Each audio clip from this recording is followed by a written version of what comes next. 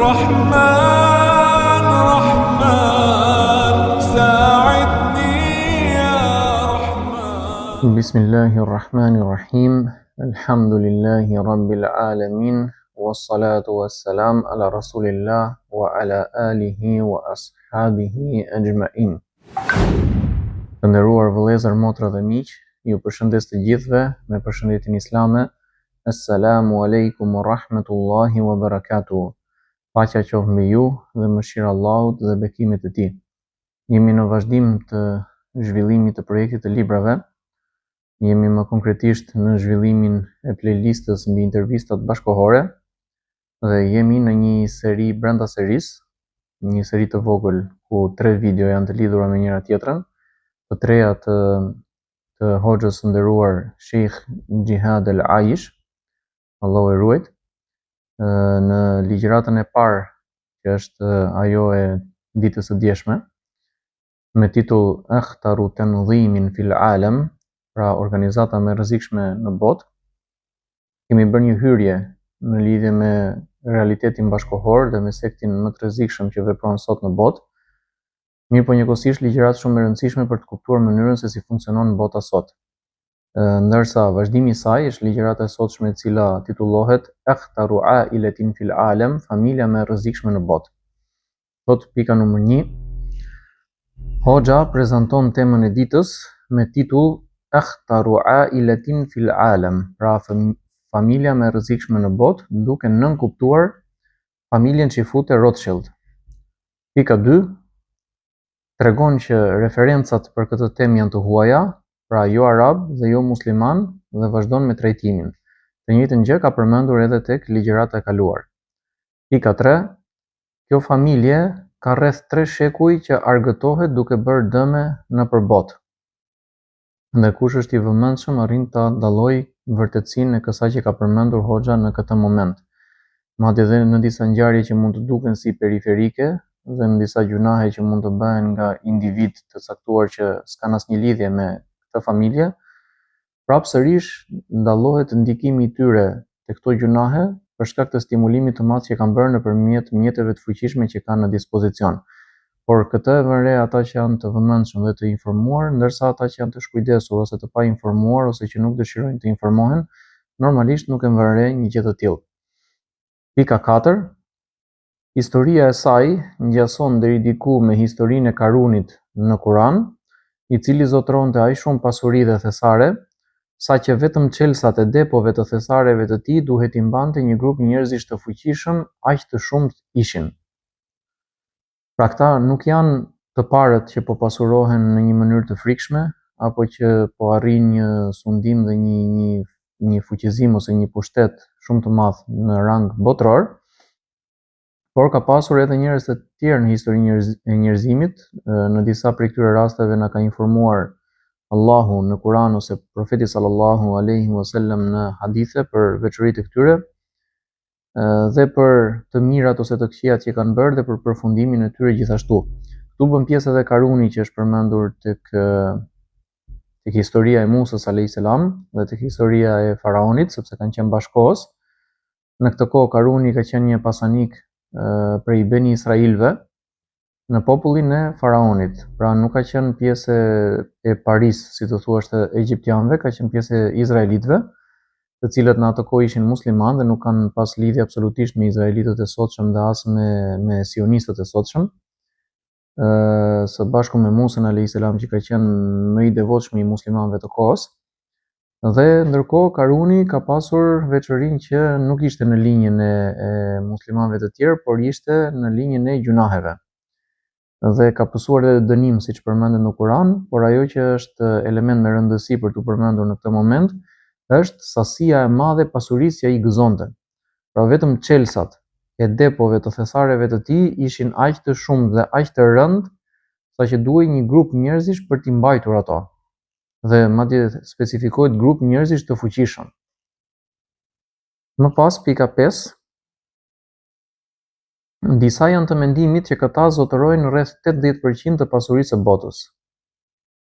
Të nuk di ta konfirmoj dhe as ta hedh poshtë, por që mund të zotërojnë shumicën, për këtë gjë do të thënë ma merr mendja kollaj. Pika 6. Po ashtu ka disa transmetime fetare për njerëz që kanë sunduar botën në histori, ndaj nuk duhet të çuditemi që një familje në një kohë të caktuar të mund të arrijë këtë lloj rezultati. Pika 7. Në fillim, thot Hoxha, kur lexoja dhe dëgjoja materiale të ndryshme historike dhe aktuale nga bota perëndimore, e hasja shpesh emrin Rothschild dhe më dukej sikur ishte një person apo një individ i vetëm. Kur nuk e di ashtu të duket, domethënë filani, Rothschildi. Pastaj kur fillova të hasja në çdo shekull që nga shekulli 17 e tutje, fillova të kërkoja më tepër dhe zbulova që kisha të bëja me një dinasti. Dhe realisht tek çifutët e sotshëm këta konsiderohen si mbretër. Domethënë siç mund konsiderohet familja mbretërore në një shtet të caktuar, qoftë bashkohor ose në histori, kështu konsiderohen dhe këta të çifutët, pavarësisht se nuk kanë një mbretëri të mirë përcaktuar me kufi real edhe me institucione të dukshme. Pika 8. Duke filluar që nga Amschel Rothschild, që njihet si i pari i familjes nga Frankfurti, pasardhësit e tij janë degëzuar dhe shpërndarë nëpër botë me objektivin e sundimit të pasurisë së njerëzve. Pra, këta janë themeluesit e sektit që ne, ose organizatës që ne përmendëm në ligjëratën e mëparshme, dhe unë personalisht mendoj që vazhdojnë të jenë drejtuesit e sektit edhe sot, ndonse dikush mund të ketë opinionin që mundet që dikush tjetër t'i ketë të i kaluar në hierarki, por mua personalisht nuk ma merr mendja.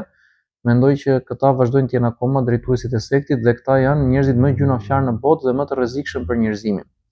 Madje mund të arrijë deri aty sa që të them që ne shikojmë shumë probleme që po has bota islame për shembull, edhe më gjerë gjithashtu në lidhje me Izraelin dhe me terrorizmin e tij, por se edhe sikur papritur sot apo nesër të zhduket Izraeli komplet nga harta dhe nga ekzistenca, unë mendoj që problemi do të mbetet për aq kohë sa mbeten këta dhe ndihmësit e tyre. Sepse në fund të fundit Izraeli është një produkt i shekullit të kaluar, pra asnjë shekull të plot nuk e ka bërë që ekziston, më pak se 80 vjet. Dhe personalisht mendoj që do të rrëzohet së shpejti, inshallah ndoshta mbase në pak vitet e ardhshme, dhe të arrijmë ta shikojmë atë ditë, Allahu mundsoft. Por megjithatë nuk mbaron problemi aty, sepse këta e kanë prodhuar për herë të parë një Izrael dhe nuk është çudi që ta prodhojnë për herë të dytë apo për herë të tretë. Kështu që për aq kohë sa ekzistojnë këta, ekziston edhe problemi. Më e rëndësishme është që të eliminohet rreziku që vjen prej këtyre që janë të rrënjosur në Europë dhe në Amerikë, sesa të eliminohet rreziku i Benjamin Netanyahut apo Smotrich apo Benvirit dhe llojit të tyre. Madje mund të themi që po ra fuqia e këtyre në perëndim, atëherë Izraeli është thjesht si një kafshat. Më pas, pika 9. E ilustron pemën e tyre gjenealogjike me figurë. Pra këtë figurë nuk e kemi paraqitur, por se ideja është që njihet degëzimi i tyre deri në ditët tona. Më pas, pika 10.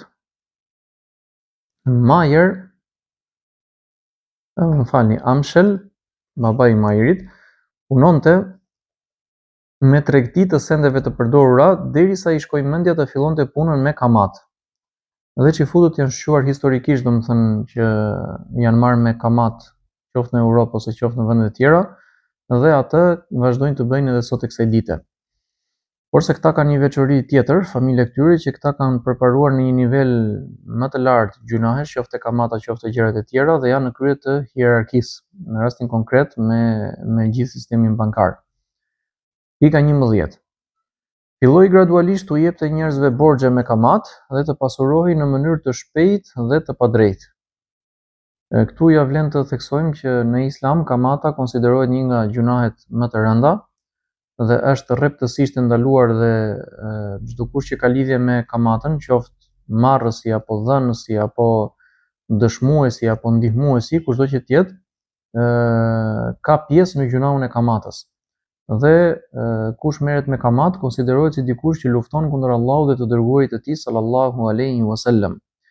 Për këtë arsye duhet që muslimanët të jenë të distancuar në formë të prerë dhe gjithëpërfshirëse nga kamata. Ndërkaq këta, siç e kemi thënë më herët, këta që po trajtojmë janë e kundërta e Islamit dhe e kundërta e muslimanëve dhe e kundërta e Kuranit, Për këtë arsye çdo gjë që thot Kurani bëj e këta se bëjnë dhe çdo gjë që thot Kurani mos e bë, këta e bëjnë dhe në rastin konkret kamata. Për njerëzit që mund mos jenë të informuar rreth çështjeve të fesë, ose ndoshta edhe rreth çështjeve ekonomike, kamata nuk është e tillë që të shkaktoj me patjetër dëmin tek personi, individi për shembull që e jep apo e merr në moment. Pra dikush që dëshiron të marrë një shtëpi dhe thot ok, po marr një kredi, qoftë musliman ose jo musliman, mund edhe mos ta dalloj tek vetja e tij dëmin e kamatës. Por se kjo dallohet kur e shikon në shkallë të gjerë, kur shikon shoqërinë në përgjithësi, sepse kamata nëse përhapet gjerësisht, ashtu siç është përhapur realisht në botë, krijon një shpërndarje të pasurisë jashtëzakonisht të padrejtë. Aq sa mundet që më pak se 1% i popullsisë së një vendi apo dhe të gjithë globit të ketë më tepër pasuri se gjithë 99% tjetër. Që ajo pasuri domethënë thjesht mbahet e depozituar në përthesare si puna e karunit, por se nuk vjet në përdorim për gjëra të dobishme dhe nuk përfitojnë prej saj njerëzit në përgjithësi. Ne nuk themi që duhet të jenë njerëzit të gjithë të barabartë, siç predikohet në socializëm. Normalisht që dikush që ka më shumë aftësi dhe më shumë merita do të fitojë më shumë se sa dikush që ka më pak, por se kjo lloj shpërndarje është e egzageruar dhe këtë mund ta thojë çdo njeri normal. Madje unë mund të them vetëm një detaj që sikur vetëm zakatin e pasurisë që japin muslimanët, sikur vetëm zakatin të jepte familja Rothschild, do të zhdukej varfëria në botë. Dhe këtë e themi pa egzagerim. Kështu që fakti që në botë ka varfëri dhe në botë ka probleme nuk është se nuk mund të zgjidhen dot këto probleme, por është sepse nuk dëshirohet të zgjidhen, madje dëshirohet që të krijohen sa më shumë probleme. Për këtë arsye njerëzimi duhet të zgjohet dhe të punojë për mirë dhe të kuptojë se kë ka armik në të vërtetë. Pika 12. Në fillim hapi një zyrë pune bazuar mbi këtë veprimtari, pastaj deg të tjera në vende të ndryshme dhe gjithë kjo i parapriu sistemit modern bankar në botë. Pra kështu kanë lindur bankat që ne njohim sot.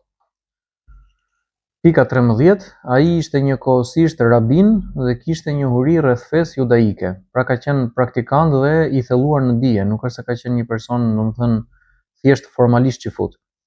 Pika 14. Djalin e tij Majer e stërviti për të qenë rabin dhe për të qenë kamatxhi gjithashtu. Pra me këtë lloj fryme është rritur. Pika 15. Ky i fundit ka vjedhur pasuri gjithashtu dhe ka përdorur çeqet për të lehtësuar transportin e pasurisë, e cila në atë kohë ishte kryesisht ari dhe argjendi. Madje dikush prej studiuesve britanik, nëse s'gabohem ish punonjës i shërbimit informativ britanik, ka shkruar një libër mbi historinë e Rothschildëve dhe thotë që në pasurinë e tyre nuk ka asnjë grimc hallalli. Është e gjitha haram nga fillimi deri në fund. Dhe kjo nuk na çudit, duke njohur akiden e tyre. Pra, për të njohur çfarë do lloj individi ose grupi njerëzish, është e nevojshme që të njohësh atë se në çfarë ai beson, atë se çfarë ai ka si parim ose si legjislacion dhe biografinë e tij ose historinë e tij. Duke i mbledhur këto elemente së bashku, arrin të krijosh një panoramë gjithmonë më të mirë dhe më gjithëpërfshirëse për personin apo grupin e personave në fjalë. Më pas, pika 16. Mund të konsiderohet gjithashtu si shpikësi i paras letër. Dhe kjo në vetvete është një nga elementet më të rëndësishme që duhet të di njerëzimi, sepse paraja letër përfaqëson një nga mashtrimet më të mëdha që janë bërë njerëzimit. Pika 17.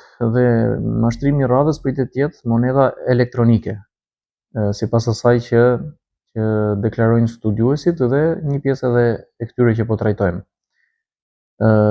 Kuptohet që secila prej tyre nuk mundet në asnjë rast ta zëvendësoj arin, argjendin dhe materialet që kanë vlerë në vetvete, por se duhet që ose njerëzimi të kthehet, siç ka qenë për shembull në kohën e Profetit sallallahu alaihi wasallam, puna e pasurisë që përdori pasuria reale, pra ari dhe argjendi, ose minimalisht të printohen parat nga shtetet dhe jo nga këta individ dhe të printohen bazuar mbi standardin e arit dhe argjendit siç ka qenë përpara, pra mbi një vlerë reale dhe jo mbi gjëra imagjinare dhe jo pa kufi.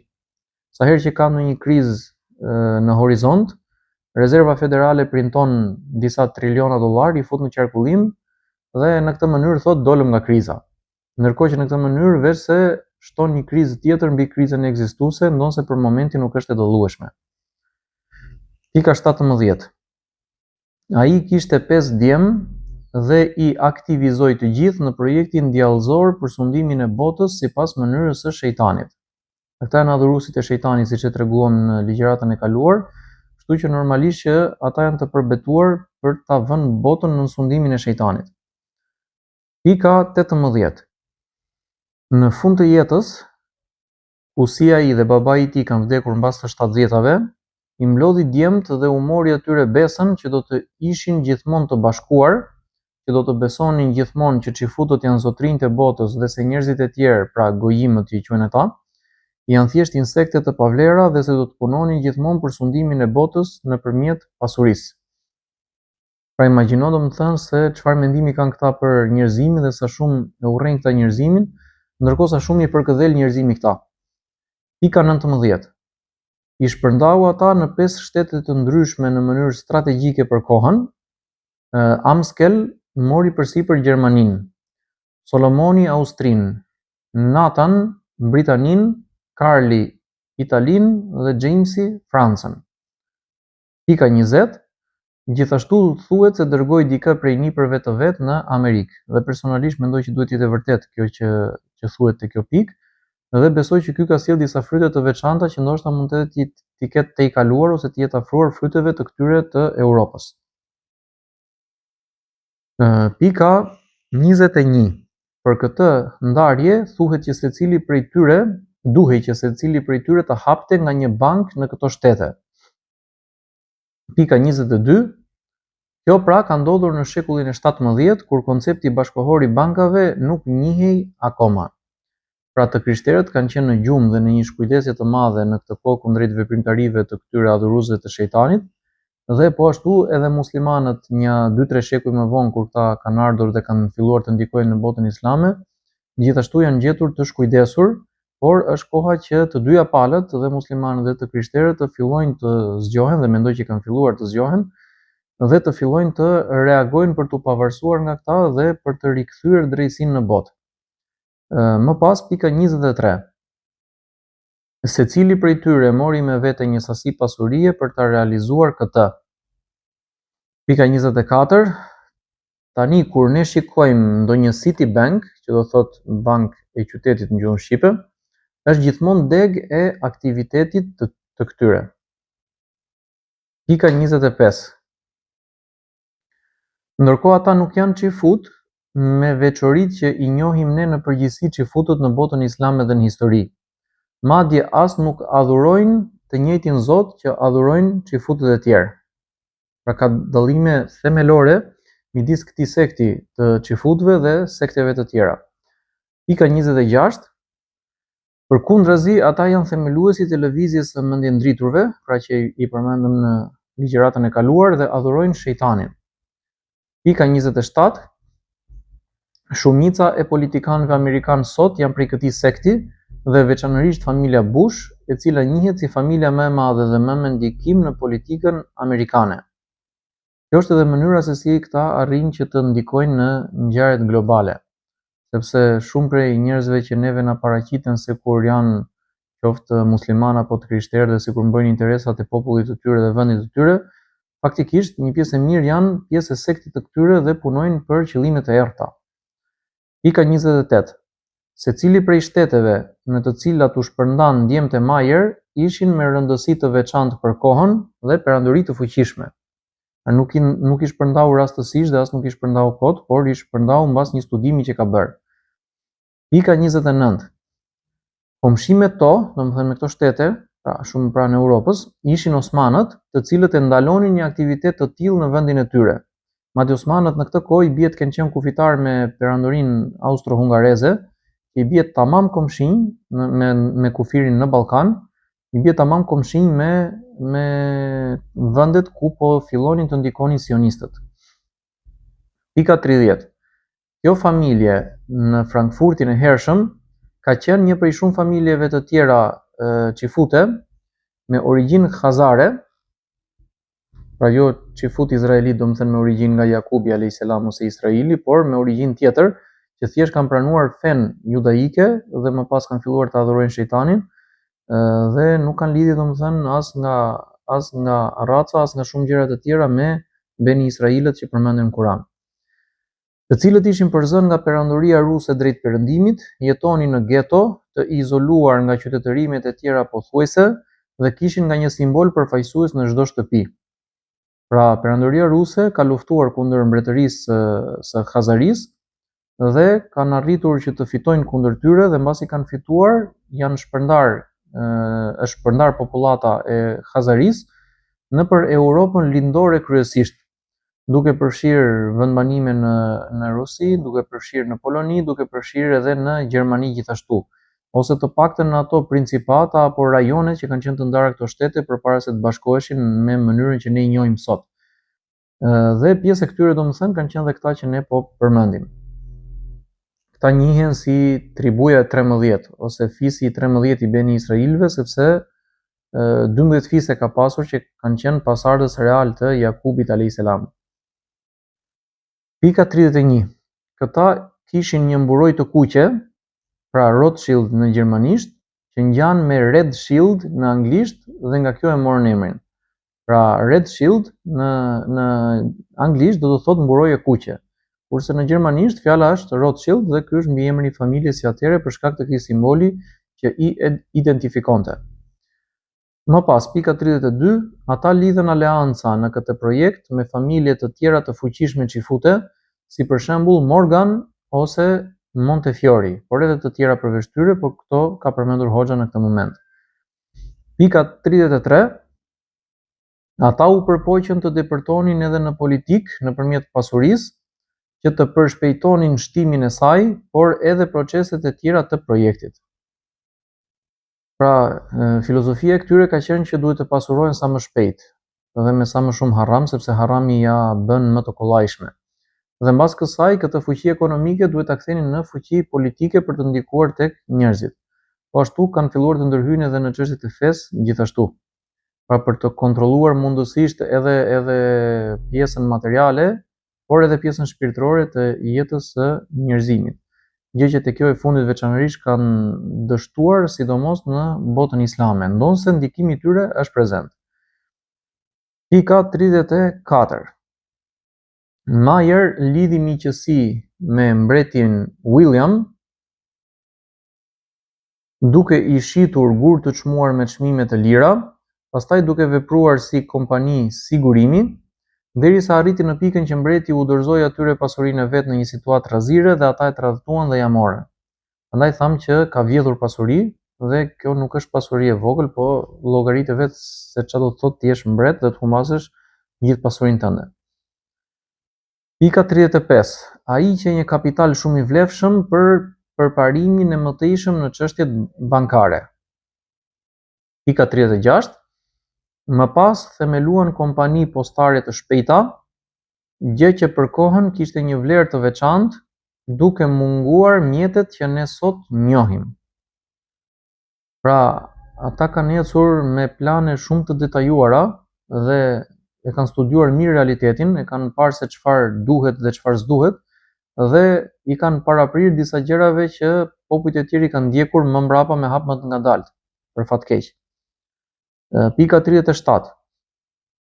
Ata gradualisht filluan të ndihmonin ngritjen e disa njerëzve të pavirtytshëm në politik, mund të themi edhe të kundërvirtytshëm, me qëllim që thjesht të ishin si frontmena, pra njerëz që dalin në publik, po faktikisht çdo gjë e përgatisin ata që qëndrojnë në prapasken, dhe këta ndërkohë të sundonin mbi gjithë pasuritë e njerëzve. Pika 38. Po ashtu ndërhyn vazhdimisht në profete ndryshme për të prishur punë në funksion të realizimit të projektit të tyre. Madje këta kanë një histori të gjatë të shpikjes së sekteve dhe të futjes së agjentëve të tyre të maskuar si besimtar të një feje të caktuar për të prishur punë nga brenda, ashtu siç prishin punë edhe nga jashtë. Pika 38. Po ashtu pika 39. Shumë njerëz me peshë kanë paralajmëruar botën kundër rrezikut çifut dhe nuk u është vënë veshi siç duhet në ato kohë kur kanë folur. Pika 40, për shembull, Franklin në Amerikë, besoj që Hoxha ka llafin këtu për Benjamin Franklin, pra për ish presidentin e Amerikës, Henry Ford e tjerë.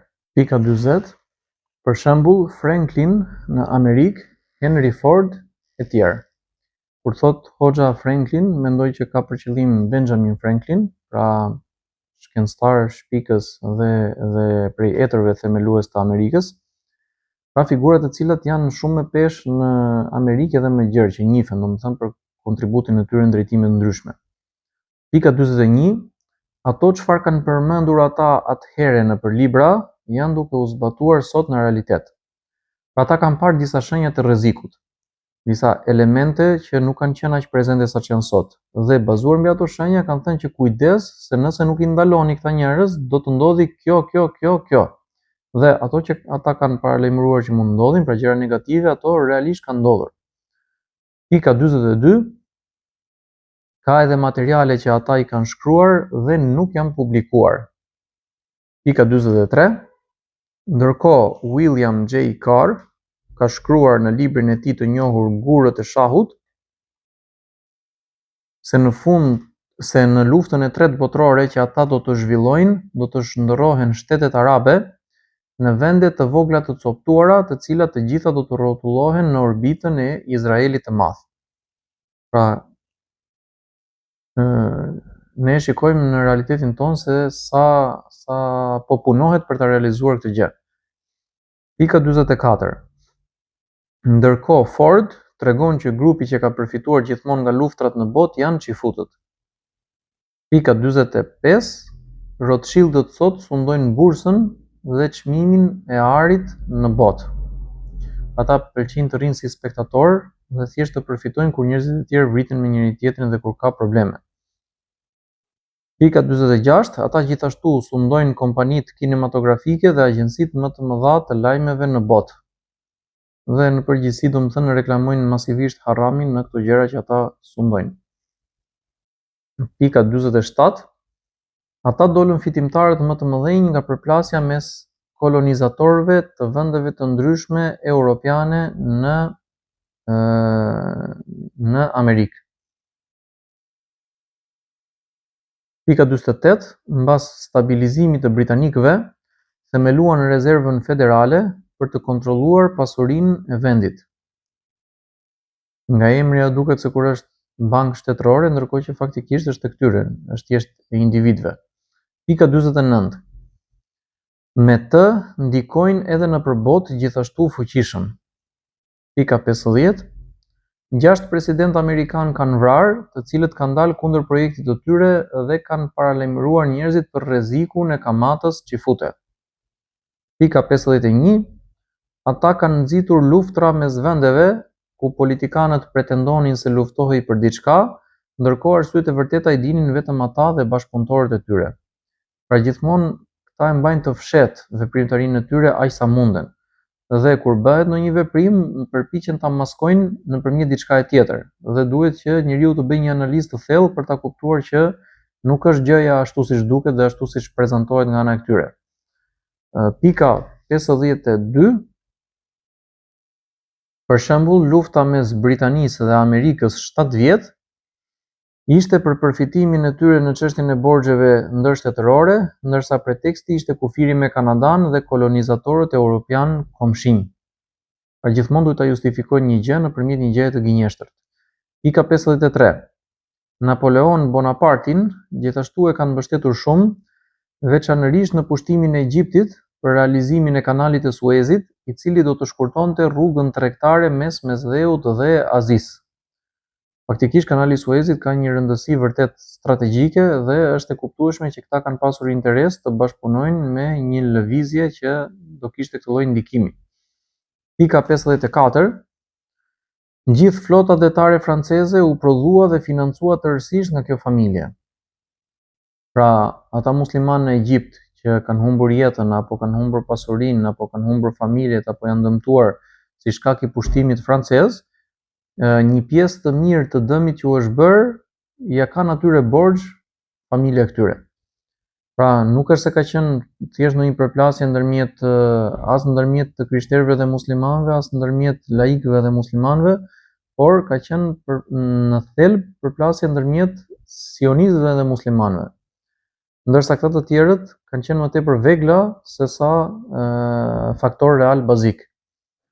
Më pas, pika 55, ata dëshironin me këtë forcimin e tyre monetar me infrastrukturën tregtare globale, por edhe hapjen e rrugës për ndërtimin e Izraelit në vazhdim në tokën e Palestinës. Pra, projekti për të bërë Izraeli ka qenë i hershëm, pavarësisht se kur është realizuar në praktik. Pika 56, ai dështoi në këtë të fundit dhe thuhet që ata e vranë pasi u doli kundër, por ata nuk i humbën shpresat dhe vazhduan me strategjinë e tyre afatgjatë. Pra Napoleoni iku. Dikush mendon që Napoleoni ka qenë kundërshtar i këtyre dhe mund të dalë realisht kundër, dhe unë ashtu mendoj personalisht që i ka dalë kundër të paktën në vazhdim të jetës, dhe mendoj që këta janë ata që e kanë vrarë duke helmuar me një helmim të ngadalt në një zonë periferike të globit, në një ishull ku ka qenë i burgosur, nëse zgabojmë në ishullin e Shën Helenës që njihet diku nga cepi perëndimor i Afrikës. Është një ishull që edhe në hartë mezi duket, përveç se po ta zmadhosh shumë. Sidoqoftë, Napoleoni iku, ama projekti për ndikimin në botën islame dhe për pushtimin e Palestinës vazhdoi. Kjo tregon që nuk ka qenë thjesht tek Napoleoni problemi, apo tek qeveria e Napoleonit. Përkundërzi, problemi themelor ka qenë tek sekti sionist dhe ashtu vazhdon të jetë deri sot tek kësaj dite. Pra mund të ndryshojnë fytyrat e udhëheqësve të vendeve të ndryshme të botës, ama në thelb ngelet e njëjta skem dhe e njëjta organizat që lëviz fiet. Pika 57, sot e kësaj dite ata janë të interesuar të ketë vazhdimisht luftra në përbot, të shesin armë, të japin borxhe për rindërtim e tjerë. Pika 58, ata quhen ndryshe tregtar luftrash, në arabisht tujar al-hurub, sepse e konsiderojnë që nuk ka biznes më të mirë dhe asgjë nuk prodhon më shumë borxhe se sa lufta për një vend. Normalisht po ti marrësh tek e tek se cila prej pikave që ne përmendim do të mjaftonte që njerëzimi të hidhej në fyt këtyre. E jo më duke u mbledhur të gjitha këto gjëra së bashku, pra sa shumë i kanë hyrë në hak këta njerëzimit dhe sa shumë është kujdesur njerëzimi deri tani. Pika 59. Po në veçanti muslimanët dhe të krishterët duhet thënë kanë potencialin më të fuqishëm për të reaguar ndaj tyre. Pika 59, në betejën e Waterloo në vitin 1915, në vitin 1815, Jacob Rothschild në Francë nxiti me stimulim, borxhe dhe lajme të rreme qeverinë franceze të hynte në luftë me Britaninë, ndërkohë që të njëjtën gjë bënte vëllai i tij Nathan në Britani kundër Francës. Pika 60, të njëjtin skenar e kemi parë edhe në grushtin e shtetit në Turqi sa afërmi, ku lajmet tregonin sikur kishte rënë qeveria dhe shumë musliman u tronditën. Pra ka për qëllim hoxha të thojë që këta kanë përdorur mashtrimin për të futur njerëzit në luftë, dhe kanë përdorur gjithashtu mashtrimin për të shpallur rezultatet e luftës, gjë që ka ndodhur dhe në Turqi, domethënë që dolën nëpër lajme këta të sektit sionist dhe thanë që ra qeveria në Turqi dhe tani domethënë qeveria e re e bën çështjen pak a shumë zyrtare që ka mbaruar çdo gjë, ndërkohë që faktikisht grushti i shtetit dështoi. Dhe kjo u mor vesh në vazhdim. Dhe gjithashtu mashtrimi edhe mbasi mbaron, vinë si shpëtimtar domethënë dhe si ndihmues që t'japin borxhe për rindërtim. Ndërkohë që në çdo gjë ata kanë gjithmonë fitimin e tyre dhe nuk bëjnë asnjë gjë falas. Madje siç thot Allahu në Kur'an për ta, la yu'tuna an-nasa naqira, dhe sikur ata të kishin domethënë gjithë pasurinë e botës, nuk do t'i jepnin njerëzve asnjë naqir. Naqir në gjuhën arabe quhet një pikë e vogël që ndodhet në bërthamën e hurmës. Një gjë minimale, edhe atë nuk do ja jepin njerëzve. Jo më të vinë edhe të bëjnë sikur po i bëjnë nder njerëzve. Njëkohësisht te kjo pikë ne shikojmë se sa të interesuar kanë qenë njerëzit në botën arabe për të ditur se çfarë bëhet në Turqi në ato momente. Dhe se sa shumë shpresë kanë pasur që gjërat atje të shkojnë mirë dhe të mos rrëzohet projekti përmirësues që ka filluar të zhvillohet në Turqi aktualisht. Pika 61. Përveç mashtrimeve për nisjen e betejës, mbasi u mor vesh fituesi nga ana e postës së shpejtë, pra kompanisë së këtyre, arriti lajmi te Nathan në Britani që Britania ka fituar. Pra e morën vesh domethënë rezultatin dhe vendosën ta shfrytëzonin në favor të tyre. Pika 62. Ai përhapi lajmin sikur Franca ka fituar dhe filloi të shiste disa prej aseteve që zotronte në bursë dhe të tjerët e ndoqën verbërisht. Pra ky ka qenë referencë në atë kohë në çështje biznesi. Pika 63. Kështu u shitën aq shumë asete sa që çmimi i tyre preku dyshemen, domethënë u bë çmim domethënë si një kafshat buke. Pika 64. Në fund Nathan i bleu të gjitha me shpejtësi para se të përhapej lajmi që Britania në fakt kishte fituar. Pra njerëzit mendonin që humbëm e tani do na pushtojnë, hajtë të shesim çdo gjë dhe t'ikim. Pika 65. Në këtë moment me një lëvizje të vetme, ai fitoi mbi 6 miliard dollar me vlerën e asaj kohe që sot është shumë fish. Është vështirësisht e llogaritshme se çfarë sasie të ardhuresh dhe pasurie ka fituar ky person në këtë kohë. Dhe çdo gjë nëpërmjet mashtrimit. Pika 66. Po ashtu edhe pas luftës fitoi familja e shejtanëve miliarda të tjera nëpërmjet borxheve për rindërtimin dhe proceseve industriale që ofronte. Pra, çfarë bënin ata? Venin tek një shtet, një qeveri dhe i thoshin, "Ok, doni borxh, një sasi parash që ju të rindërtoni vendin meqense jeni cop-cop, në këmbim do të na jepini neve kaq % interes ose kamat." Do të thotë që qeveritë që nënshkruajnë këtë marrëveshje duhet që t'i vënë taksa të tilla popullatës së tyre që të plotësohet për kohën e parashikuar shlyerja e kamatës që është marrë prej sektit sionist. Dhe këtë gjë ka bërë edhe kryeministri jonë në kohën e Covidit për shembull, me ato të ashtu quajturat pagat e luftës. Normalisht shqiptarët nuk janë pyetur fare, thjesht janë marrë këto lekë dhe atyre u ka shijuar për momentin që po marrin lekë duke ndenjur, por ndërkohë nuk e dinë që këto gjëra nuk japen falas, sepse nuk kanë të bëjnë me njerëz bamirës, kanë të bëjnë me armiqtë e bamirësisë. Mirë po, duhet të sensibilizohen njerëzit që t'i kuptojnë këto gjëra. Kështu që shqiptarët domethënë janë borxhlinj Rothschildëve për një gjë që nuk e kanë kërkuar ata vetë, por e ka kërkuar ushtari i Rothschildëve në vendin tonë. Pika 67. Ata kontrollonin prej kohësh shumicën e hekurit, aluminit, betonit, fabrikat më të mëdha e tjerë.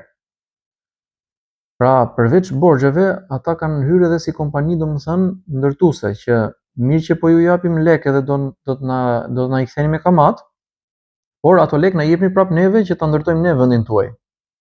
Kjo është filozofia, domethënë tek çështja e fitimit të pasurisë ata janë ustallar të vjetër dhe dinë t'i përdorin dhe halallin dhe haramin, dhe t'i kombinojnë të dyja, ndonse haramin e kanë me përparësi të madhe. Pika 68. Pra fitojnë për herë para, fitojnë për herë para, gjatë dhe pas luftës në këtë mënyrë. Pra luftra është shumë fitimprurse për ta, por në të gjitha fazat e saj. Dhe para, sepse duhen për shembull borxhe për t'u përgatitur për luftë nga ana e shtetit. Duhet para domethënë për t'u financuar ushtria ose gjëra tjera. Njëkohësisht fitojnë para gjatë luftës sepse i shesin armë ndonjëherë të dyja palëve, jo ndonjëherë, po pothuajse gjithmonë, dhe fitojnë edhe pas luftës me punën e rindërtimit. Pika 69. Edhe nëse kishte dikush prej vendeve vështirësi për shlyerjen e borxhit, ofrohej opsioni ortaklëkut në printimin e monedhës që përdor ai popull. Pra gjithmonë duke u paraqitur si bamirësa, por faktikisht gjithmonë duke pasur objektivat më të këqija të mundshme.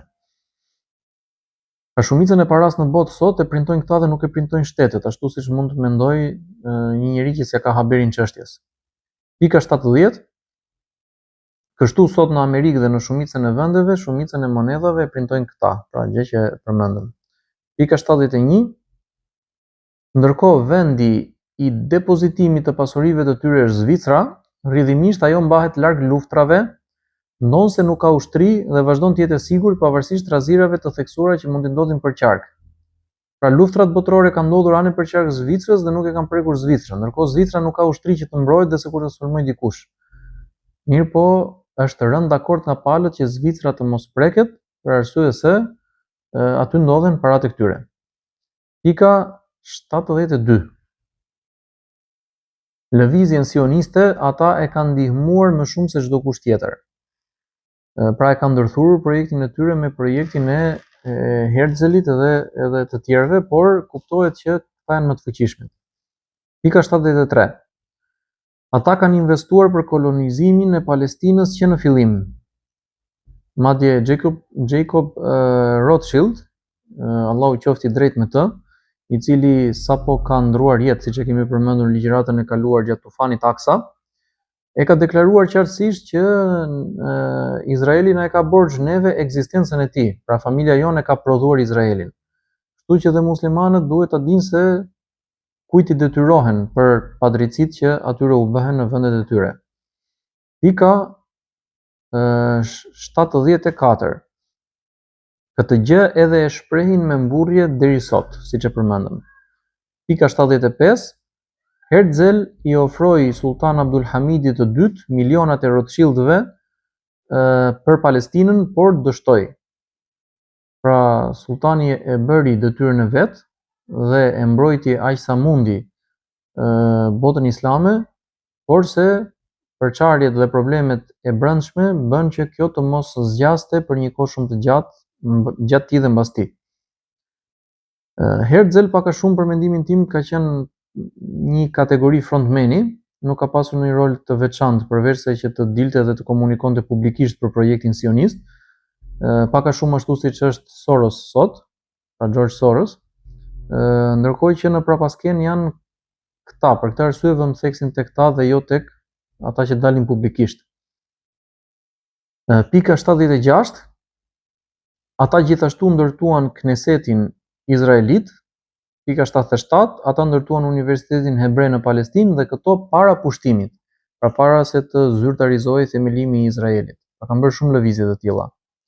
Ndërsa për sa i përket kohës tonë, personalisht mendoj që udhëheqës i sektit sionist dhe i kësaj organizate të rrezikshme që po shkatron botën, sot duhet të jetë ai që ka zëvendësuar Jacob Rothschildin, i cili ndroi jetë, ai që ka zëvendësuar këtë në udhëheqjen e familjes, dhe në dijenin time është David Rothschild, i cili është në Francë, pra qëndron në Paris dhe udhëheq bankat atje. Mirë po ky është thjesht opinion personal, nuk është se as e kam lexuar diku apo e kam dëgjuar diku, po thjesht bazuar mbi arsyetimin që përderisa këta e kanë themeluar sektin dhe gjasat janë që këta të jenë më të fuqishmit brenda sektit dhe që i lëvizin të gjitha fijet, atëherë udhëheqësi i kësaj familje bie të jetë edhe udhëheqësi i sektit. Ndoshta ky arsyetim mund të jetë i gabuar, ajo që është fjala ime nuk është për të marrë si absolute, por në të njëjtën kohë na lejohet që të japim opinion për diçka që mendojmë se është e argumentuar. Pika 78. Ka pasur vende të cilat i kanë pasur bankat e tyre të pavarura nga kjo familje dhe pothuajse të gjitha kanë rënë në probleme serioze për këtë shkak, por me arsye të maskuara, si Irani, Korea e Veriut, Libia, Sudani, Iraku e tjerë. Pra, kur një vend është i pavarur në aspektin e paras nga këta, duhet që të luftohet ajo qeveri, të vijë një qeveri tjetër që ta bëjë vendin të varur nga këta. Pika 79. Më pas e mbyll ligjëratën për të vazhduar në herë të tjera. Dhe nesër inshallah shpresojmë që ta plotësojmë këtë cikël me ligjëratën e radhës që ka të bëjë me lëndën e usulit, nëse mund ta quajmë kështu. Usul fikhu në fenë islame është lënda e cila trajton bazën për nxjerrjen e diturisë në fe. Që tregon për shembull që dituria merret nga Kurani, nga Suneti, nga Ixhmau, nga Kiasi, edhe mënyra se si nxirren gjykimet. Në rastin e usulit të sionistëve, i bie të trajtojmë librin tek i cili ata bazohen për nxjerrjen e rregullave të tyre. Elusim Allahun që të na japë sukses në punën që po kryejmë dhe në projektin tonë dhe ta zhvilloj gjithmonë më shumë. Gjithashtu i kujtojmë shikuesit të na ndihmojnë me nga një subscribe, like dhe share. I përshëndesim të gjithë. Subhanakallahumma wa bihamdik wa ashhadu an la ilaha illa anta wa astaghfiruka wa atubu ilayk. رحمن